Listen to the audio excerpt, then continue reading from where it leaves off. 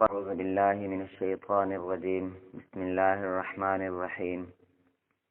يا أيها الذين آمنوا لا تتخذوا الكافرين أولياء من دون المؤمنين أتريدون أن تجعلوا لله عليكم سلطانا مبينا إن المنافقين في الدرك الأسفل من النار ولن تجد لهم نصيرا إلا الذين تابوا وأصلحوا واعتصموا بالله وأخلصوا دينهم لله فأولئك مع المؤمنين وسوف يؤتي الله المؤمنين أجرا عظيما ما يفعل الله بعذابكم إن شكرتم وآمنتم وكان الله شاكرا عليما صدق الله العظيم. سورۃ النساء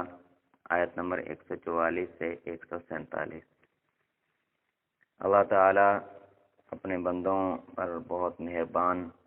بہت شفقت فرمانے والے، بہت محبت رکھنے والے ہیں. بس شرط یہ ہے کہ انسان اپنے رب سے بغاوت نہ کرے. غلطی انسان سے ہو جاتی ہے. غلطی میں اور بغاوت میں فرق ہے. غلطی انسان کرتا ہے تو پھر جھک جاتا ہے، پریشان ہوتا ہے، ندامت ہوتی ہے، معافی مانگ لیتا ہے. تو اللہ تعالیٰ کو یہ بات بہت پسند ہے. اللہ تعالیٰ مہربان ہے اور معاف کر دیتے ہیں. لیکن غلطی بھی ہو، پھر انسان غلطی نہیں بلکہ جان بوجھ کر اللہ تعالیٰ کی نافرمانی کرے اور پھر اس پر توبہ بھی نہ کرے، جھکے بھی نہ، شرمندگی بھی اختیار نہ کرے، تو یہ چیز انسان کے لیے انتہائی خطرناک چیز ہے. تو اللہ تعالیٰ نے اپنے بندوں کو، ایمان والوں کو، منافقوں اور کفار کے حوالے سے کچھ ہدایات ان مبارک آیات میں دی ہیں. تو ایک عمل جو اللہ تعالیٰ کو سخت ناراض کرنے والا، پچھلی آیات میں ہم نے پڑھا کہ اللہ تعالیٰ نے اس بات سے منع فرما دیا کہ جب منافق یا کافر اللہ تعالیٰ کے دین کا، اسلام کا مذاق اڑا رہے ہوں، اللہ تعالیٰ کے کسی حکم کا، کسی آیت کا مذاق اڑا رہے ہوں، تو پھر ان کے پاس نہیں بیٹھنا، ان کی مجلس میں نہیں بیٹھنا. اگر اس کے باوجود بیٹھے رہے تو پھر تم میں اور ان میں فرق کوئی نہیں رہے گا. تو اسی چیز کو آیت نمبر 144 میں اللہ تعالیٰ نے پھر دوبارہ بیان فرمایا کہ کافروں کو اپنا دوست نہ بناؤ، ان کے ساتھ دوستی نہ رکھو. کہیں ایسا نہ ہو کہ ان کے ساتھ تعلق اور دوستی کی وجہ سے تم عذاب کے حقدار بن جاؤ. تم عذاب کو اپنے اوپر لازم کر لو، حجت پوری کر لو کہ باغیوں کے ساتھ بیٹھے ہوئے اللہ تعالیٰ کے نافرمانوں کے ساتھ محبت رکھنے کے جرم میں. تو کافروں کے ساتھ دوستی اور محبت یہ ایمان والوں کی صفت نہیں ہے، یہ منافقوں کی صفت ہے. یہ منافقوں کی صفات میں سے بیان ہوا ہے کہ وہ اللہ کے نافرمانوں کے ساتھ، کافروں کے ساتھ محبت رکھتے ہیں، ان کے ساتھ تعلق اور دوستی رکھتے ہیں. تو منافقوں کے حوالے سے پھر اللہ تعالیٰ نے فرمایا کہ وہ تو جہنم میں سب سے نچلے گڑھے میں ہوں گے.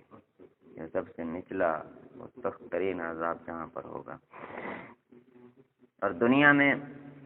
منافقوں کو چونکہ اکثر غلطی کی وجہ سے، لا علمی کی وجہ سے یا ان کے ساتھ رہنے کی وجہ سے انہیں اپنا سمجھا جاتا ہے، کیونکہ وہ کلمہ پڑھتے ہیں، مسلمانوں کے درمیان میں رہتے ہیں، تو اس لیے انہیں اپنا سمجھا جاتا ہے. تو پھر ان کی کسی غلطی پر یا کسی مسئلے پر ہمدردی بھی ہوتی ہے کہ یار اگر یہ ہدایت پر آ جائیں، اگر یہ بچ جائیں، عذاب سے بچ جائیں. تو اللہ تعالیٰ نے فرمایا کہ یہاں دنیا میں تو تم ان سے ہمدردی کر لیتے ہو، دنیا میں تو تم ان سے ہمدردی کر لیتے ہو، لیکن جب اللہ تعالیٰ کی پکڑ میں آئیں گے تو پھر وہاں پر تم ان کے لیے کوئی مددگار نہیں پا سکو گے، نہ تو خود مدد کر سکو گے. یہ پچھلی آیت میں اللہ نے فرمایا فَلَن تَجِدَ لَهُ سَبِيلًا کہ جو ذلیل ہو گئے، جو گمراہ ہو گئے، پھسل گئے صحیح راستے سے اور اللہ اور اس کے رسول کے ساتھ منافقت کی، اب تم انہیں ہدایت پر لانے کا کوئی راستہ تمہارے پاس نہیں ہے. اب یہاں دوبارہ فرمایا کہ وَلَن تَجِدَ لَهُمْ نَصِيرًا کہ اب تم ان کے لیے کوئی مددگار بھی نہیں پاؤ گے، کسی سے مدد لے کر یا کہیں سفارش کر کے انہیں جہنم سے نکلوا سکو. یہ منافقوں کے حوالے سے اللہ تعالیٰ نے خاص طور پر بیان فرمایا. ہاں، توبہ کا دروازہ کھلا ہے. یہاں اللہ تعالیٰ نے پھر ایک مرتبہ اس چیز کا ذکر فرمایا 146 نمبر آیت میں کہ اگر توبہ کر لیں اور اپنے اعمال درست کر لیں اور اللہ تعالیٰ کی رسی کو مضبوطی سے تھام لیں، اللہ کے دین کے ساتھ جڑ جائیں اور خالص اللہ تعالیٰ کے لیے اپنے عبادات کو، اپنے اعمال کو خالص کر لیں، ہاں ان کو ایمان والوں کے ساتھ ہی ان کا حشر ہوگا، ایمان والوں کے ساتھ ہی اللہ تعالیٰ انہیں مقام عطا فرمائیں گے۔ پھر آیت نمبر 147 میں پھر ایک مرتبہ اللہ تعالیٰ نے ایمان کی نعمت پر شکر ادا کرنے کا حکم دیا کہ اللہ تعالیٰ نے تمہیں ایمان کی نعمت عطا کی ہے، ہدایت اور رہنمائی عطا کی ہے، آخرت کی کامیابی، اللہ تعالیٰ کی رضا کا راستہ اختیار کیا ہے، عطا کیا ہے،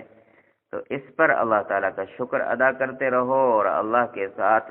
ایمان رکھو، اللہ تعالیٰ پر ایمان رکھو، اللہ تعالیٰ کے احکام پر ایمان رکھو، تو پھر اللہ تعالیٰ تمہیں عذاب نہیں دیں گے۔ پہلے جو کہا نا کہ کافروں کے ساتھ دوستی رکھنے کی وجہ سے تم اپنے اوپر عذاب لازم نہ کر لو، کہیں ایسی حجت ہی اپنے اوپر تمام کر لو کہ عذاب کے حقدار بن جاؤ۔ اب فرمایا کہ اللہ تعالیٰ کو تمہیں عذاب دینے سے تو کچھ نہیں ملتا نا، تو اللہ تعالیٰ تمہیں عذاب دے کے کیا کریں گے؟ اگر تم اللہ تعالیٰ کا شکر ادا کرتے رہو ایمان کی نعمت پر اور ایمان پر قائم رہو، تو اللہ تعالیٰ تو قدردان ہے اپنے بندے کے، ایک ایک عمل کے، چھوٹے سے چھوٹا عمل بھی ہو اللہ تعالیٰ تو اسے نکال کے لے آئیں گے۔ چھوٹے سے چھوٹا عمل بھی انسان کا ضائع نہیں ہوگا، لکھا جائے گا اور لکھا جا رہا ہے، اور قیامت کے دن انسان اپنے ایسے اعمال دیکھے گا، ایسی نیکیاں دیکھے گا جن کا کبھی تصور بھی نہیں کہ یہ نیکی ہے، ویسے ہی کوئی کر دیا کام ہو گیا، تو اللہ تعالیٰ کی طرف سے وہ لکھا جاتا ہے اور اس پر انعام بھی لکھ لیا جاتا ہے۔ یہ ہے ان مبارک آیات کا مفہوم۔ یا ایھا الذین آمنوا، اے ایمان والو، لا تتخذوا الکافرین اولیاء، کافروں کو اپنا دوست، اپنا رفیق، اپنا ولی نہ بناؤ۔ یہ آج کل فیشن چل رہا ہے، کافروں کے ساتھ محبت، ہمدردی، دوستی۔ ہاں تبلیغ کر سکتے ہیں، تبلیغ کے لیے جائیں تو جائیں، تبلیغ کے علاوہ کوئی راستہ نہیں ہے۔ تبلیغ کرنے کے لیے اگر جانا پڑے ہاں پھر جائیں، تبلیغ کرتے نہیں ہیں، ویسے کافروں سے محبت، ہمدردی اور دوستی بہت زیادہ ہو جاتی ہے۔ تو اس لیے اللہ تعالیٰ بار بار قرآن مجید میں اس بات سے اللہ نے منع فرمایا کہ کافروں سے دوستی نہ کرو۔ من دون المؤمنین، ایمان والوں کو چھوڑ کر، جو خالص ایمان والے ہیں، اللہ کے راستے میں قربانیاں دینے والے ہیں، اللہ کے دین سے محبت رکھنے والے ہیں، تبلیغ کے راستے میں چلنے والے ہیں، جہاد کے راستے میں چلنے والے ہیں، یہ ہیں اصل ایمان والے، ان سے محبت رکھو۔ ان کو چھوڑ کر کافروں کے ساتھ دوستیاں رکھتے ہو۔ اتریدون، کیا تم یہ چاہتے ہو، ان تجعلوا للہ علیکم سلطانا مبینا، کہ تمہارے اوپر ایک کھلم کھلا الزام ثابت ہو جائے اللہ تعالیٰ کے لیے؟ کہ وہ دیکھیں ایک عدالت ہوتی ہے، عدالت کے سامنے انسان چلا گیا،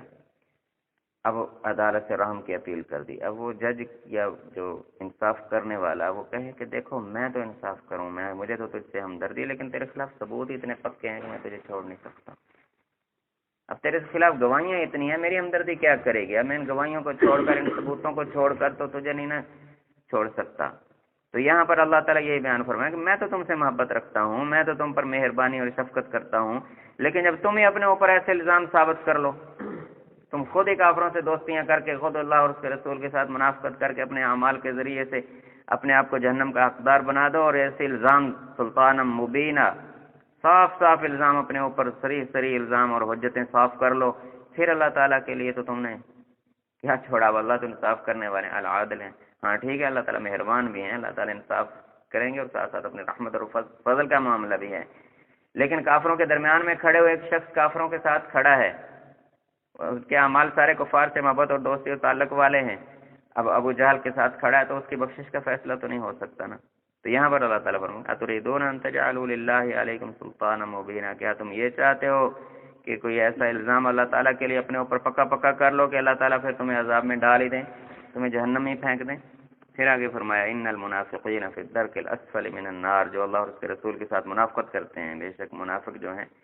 وہ جہنم کے آگ کے زب سے نچلے درجے میں ہوں گے، ولن تجد لهم نصیرا،